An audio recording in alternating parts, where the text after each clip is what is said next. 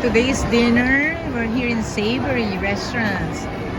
So we're going to try the Mickey Bihon Binondo style and the General garlic chicken. This is very tender. Really good. The sauce is very tasty and the chicken is very juicy. Let's try. So here we have kikiam,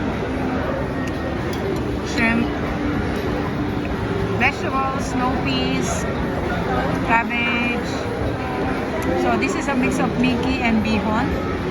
And I'm sure there are some pork bits or pieces. So sumptuous.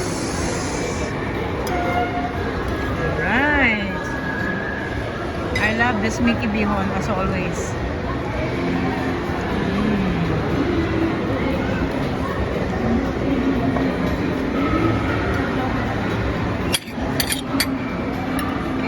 Especially if you add some calamansi. Okay. Let's try.